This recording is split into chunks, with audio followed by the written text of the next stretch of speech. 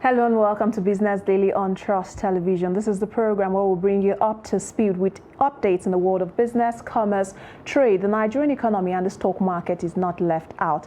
Happy New Year to you if you're just joining the program today. Of course, the world of business does not stop. However, business activity keeps moving and we are set to bring these activities to you. I am your host, Christiana Amodu Otinya. Thank you always for joining us. First, we'll begin with the headlines. We'll begin from the Apex Bank.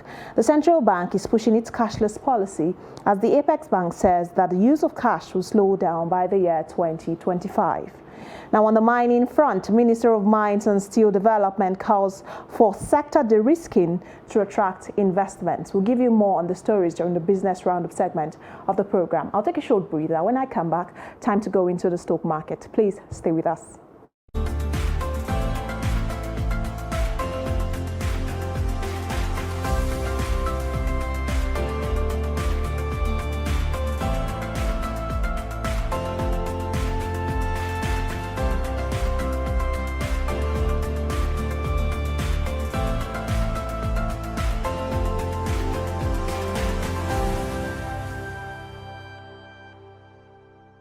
Welcome back. Now let's go into the stock market. We'll begin from giving you an overview of how the stock market fared in the year 2020, talking about who were the major gainers and who were the major losers for the year 2022. It was indeed a roller coaster year for the stock market. Issues around inflation being the game changer.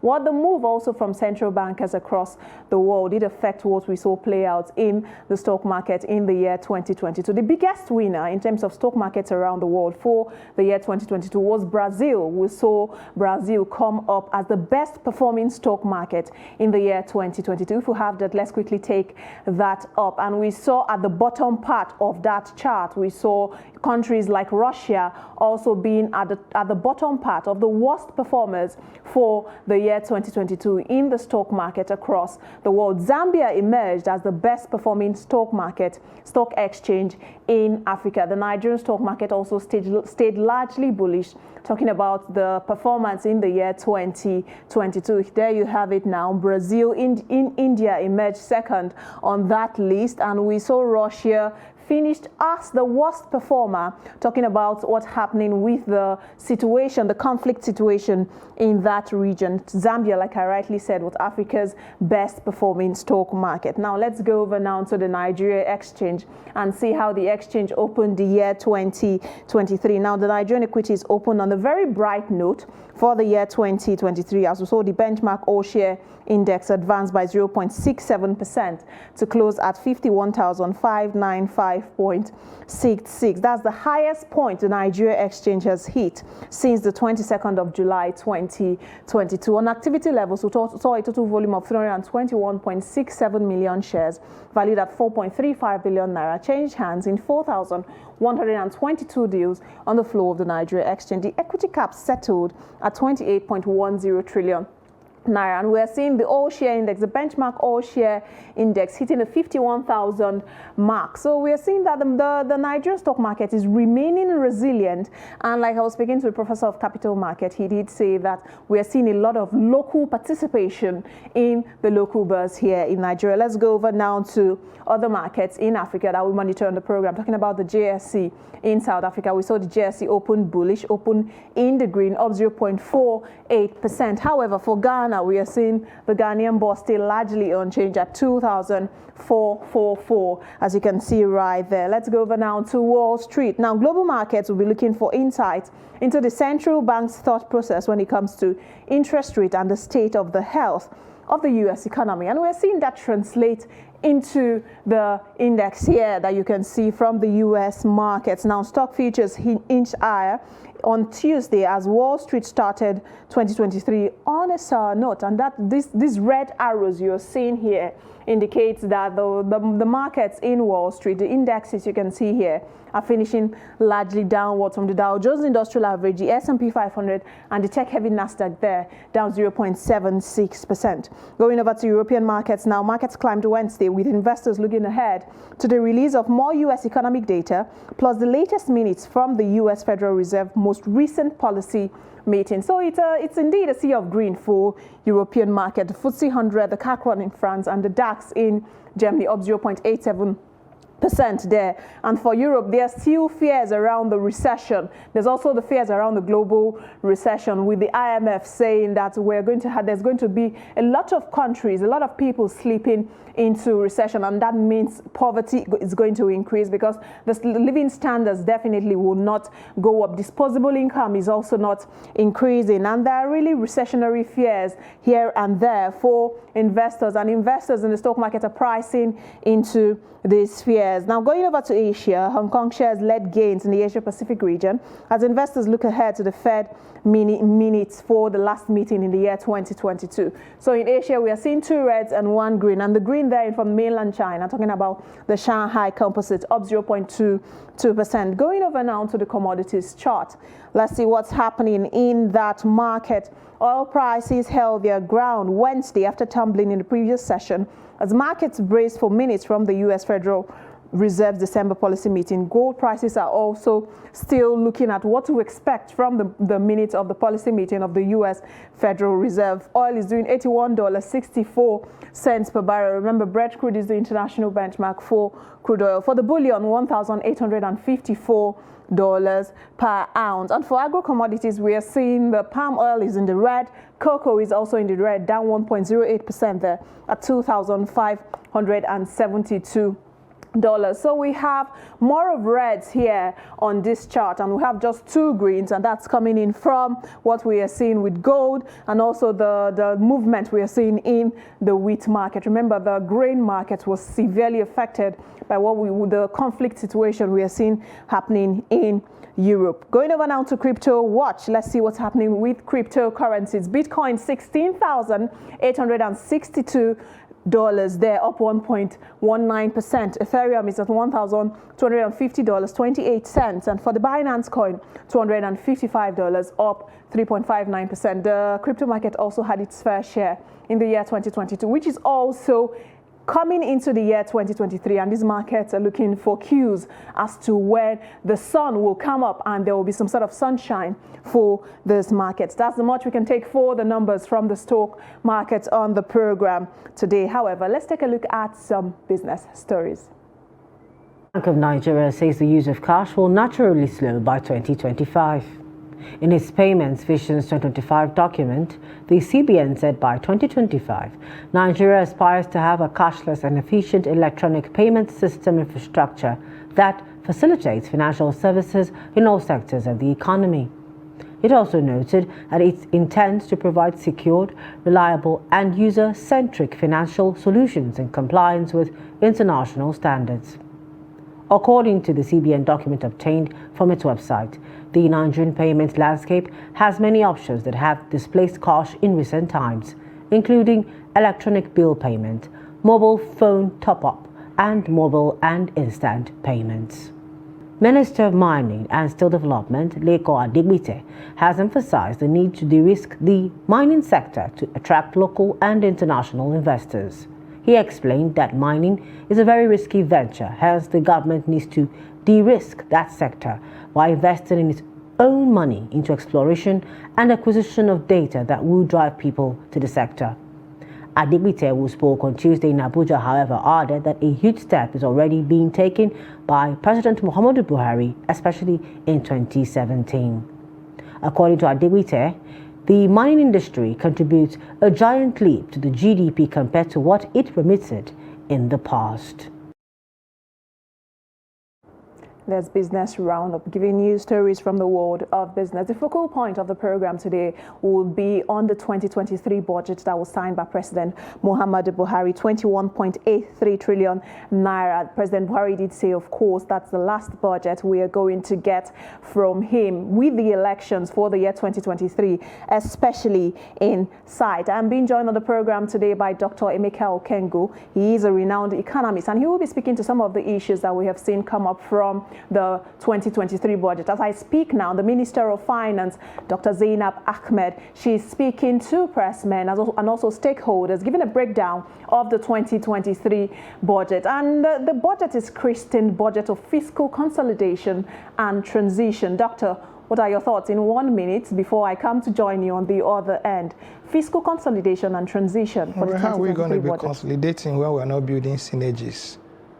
Okay, you consolidate based on the synergies. We still have a lot of silos at the fiscal level. So I think that consolidation would have been more impactful if indeed, we had done a little bit of probably, bringing the MDAs together to form a common front, especially on sectoral basis. Yeah. But, well, it's work in progress.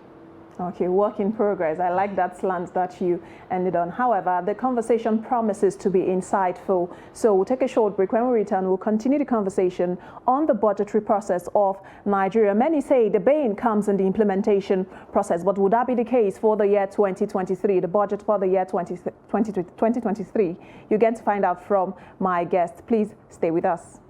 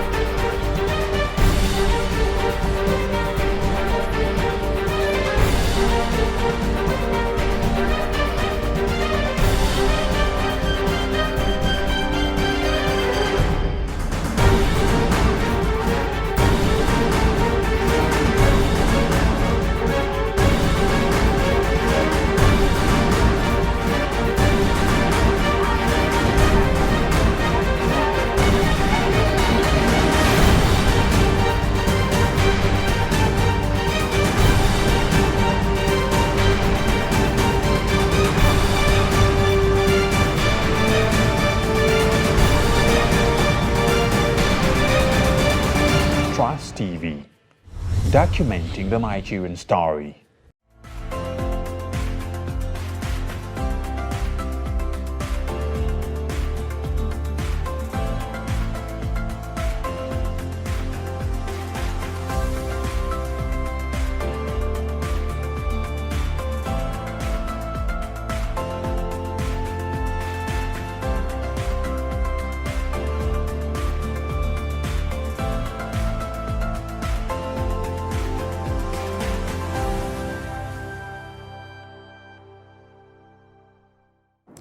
Welcome back, and thank you for still staying there with us on the program. This is Business Daily, in case you're just tuning in, and we're coming to you from Trust Television. I still have my guest with me in the studio, and like I mentioned earlier, our focal point on the program today will be on Nigeria's 2023 budget that was signed by President Muhammadu Buhari, and a lot of matters arising that have come up after the president signed the budget. As I speak, the Minister of Finance is giving a breakdown at the headquarters of the Ministry of Finance in Abuja, and I was just sharing with my guest, Doctor, and I was listening to the minister speak, and she did say, she was talking about issues around the Nigerian economy not being tagged as a mono economy any longer. She was speaking to how the non-oil sector has been a major contributor, talking about ICT sector, the financial services sector, the agricultural sector, how that have contributed to the Nigerian economy. I want to quickly have your thoughts on that statement from the minister. The word contribution can be generic.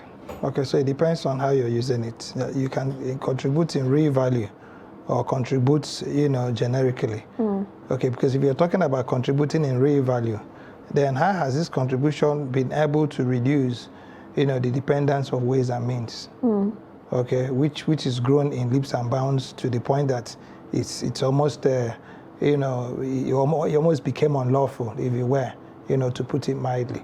I think it would have been safer to say that they were growing instead of saying contributing, because the moment you use the word contribution, then you begin to concretize it, in real times. Just like the Minister of Mines was talking about the contribution of a sector, that's supposed to be a leading sector that contributed in real GDP terms 12% in the 70s, contributed to the infrastructure growth. And then you're talking about something that is very, very insignificant. So if these sectors were contributing, how come we're still having deficits, that are almost twice, the size of the national budget?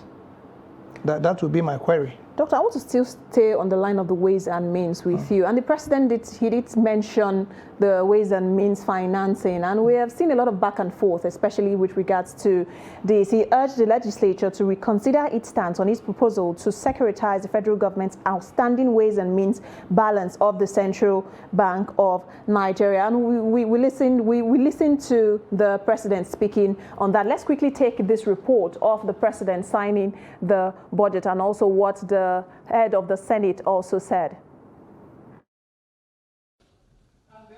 The amended fiscal framework for 2023 budget as approved by the National Assembly shows additional revenues of 765.79 billion naira and an unfunded deficit of 553.46 billion naira. Lawmakers also introduced new projects into the 2023 budget, setting aside 770.72 billion naira for implementation and increasing provisions made by ministries, departments and agencies by 58.55 billion naira. As usual, the President is not comfortable with the changes made to the budget, but as he had done in previous years, he is signing the 2023 appropriation bill into law to enable its implementation, especially in the light of imminent transition process to another democratically elected government. It is clear that National Assembly and the Executive need to capture some of the proposed additional revenue sources in the fiscal framework. This must be rectified. The National Assembly was adequately represented at the signing of this budget and is promising to focus in the next 5 months on sourcing revenue for government. The National Assembly, both chambers, will ensure that we get revenues, we find more sources, better sources, stabilize the sources, and of course look into some of the legislations and some of the waivers and concessions granted to see whether or not they deserve to continue to be implemented in the way and manner they were approved, or we need to reverse them because we need money. As for the President's requests for a review of some of its adjustments in the budget, it may not be automatic. In the budget presentation, or rather budget defense, we have ministries, we have departments, we have agencies that come to talk to us. And we look at the reality on ground and what they have before them and whether or not they can actually execute their mandate as per their ministries and departments. It now behoves on the National Assembly. The President has acknowledged that these are challenging times worldwide and is commending the continuing resilience, understanding and sacrifice of Nigerians in the face of current economic challenges. He has pledged that in the final days of his administration, government will accelerate the implementation of critical measures aimed at further improving the Nigerian business environment, enhancing the welfare of people, and ensuring sustainable economic growth over a medium to long term. There you have it, the signing of the 2023 budget. And I want to come to Doctor. Doctor has been moving, he has been signed, and I want to get your thoughts because I was speaking to a colleague and we were talking about the budget conversation. 20.51 trillion naira was presented, jacked up to 21.83 trillion naira. And the question everyone has been asking, where will the monies come from?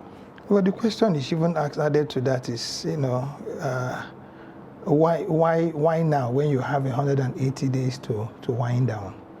Okay, why are we not focusing, probably on making certain that people's salaries are being paid? You look at your recurrent, and they look at your debt profile, and they look at probably building technical audits around your major infrastructure.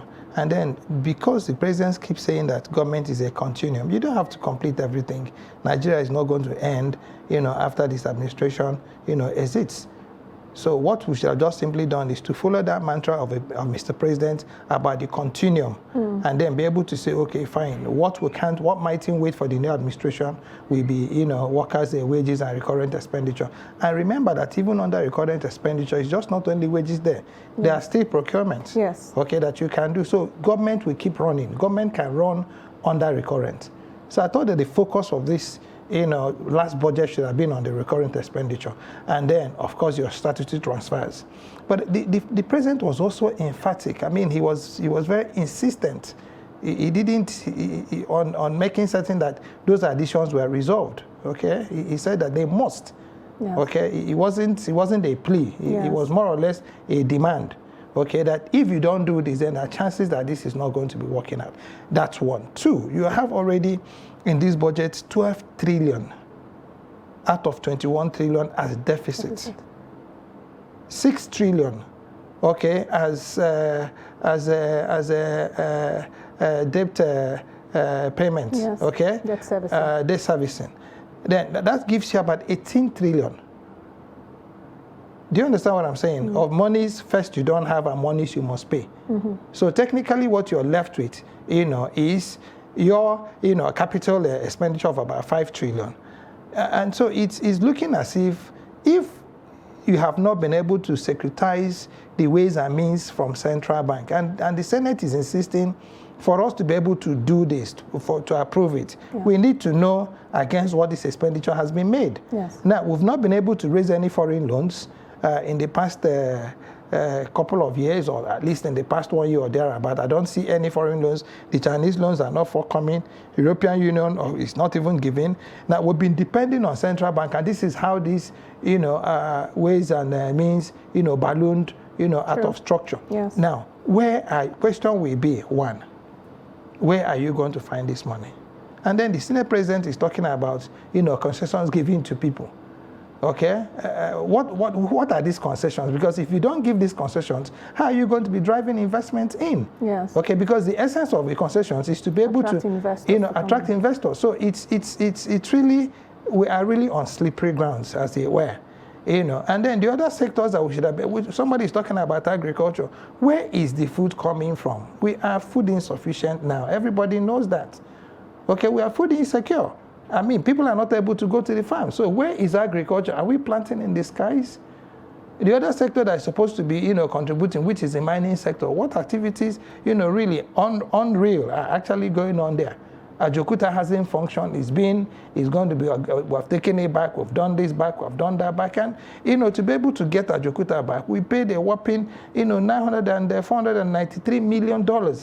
You know what that is in real terms? You know what that would have done to agriculture? If we put it inside agriculture, you don't even have any investor who says, okay, secure Ajokuta for me, okay, yes. and I'm going to take it over the moment it is free. We don't have any such investor, okay, because the things you need to get Ajokuta to run are still very far away, from being resolved. The rail tracks have not been resolved, the mines are not there, the rolling stock is not there, the power is not there. So you threw in a whole $400 and something million. You know how what that would have done to agriculture? Doctor, I want to ask, how then can we resolve this quagmire that is the situation facing us? Because you have rightly said that government is a continuum. Definitely, we should not expect that policies will be discarded when a new administration comes into power. But then, how can we begin to find our way back to the path of recovery? Well, first and foremost, you talked about the physical and the monetary. Yes. I mean, those are the two planks, okay, of economic development or national development, if you may. Now, you must, build synergies around them. Okay, and I think at the monetary aspect, a lot of work has been done. A lot of synergies have been built. There's the bankers committee that's aggregating, the deposit money banks, and everybody is meeting with the central bank. There seems to be some meeting points when it comes to our monetary. But where I think we'll have, some issues will be the fiscal, which is actually the major issue, because the fiscal is supposed to be driven by the monetary. It is based on the programs of the fiscal that you can now begin to now plan, or execute your monetary policies. And then you find that we're still running in silos that are widening. Okay, so even when you talk about these concessions, okay, you find out that a ministry has 3, 4, 5, or a project is tied to 3, 4, 5, ministries that are not interfaced in any way, that are not interlinked in any way. So, but I think that it is too late in the day now, for you to begin to resolve that, because these are things that will require legislation. It will take a lot of time, to do. But what I think we could do now is to probably, do a lot of introspection, so that whoever it is that's coming in, can clearly see the banana peels, see, where the mistakes, where the landmines are, if any, where the red lines are, where you need to blur the lines. and then begin to first and foremost build this synergy. Synergy, 3 synergies. The first will be build synergies amongst the MDAs at the national levels, because they don't seem to be existing. If they are, it doesn't seem to be working. Okay?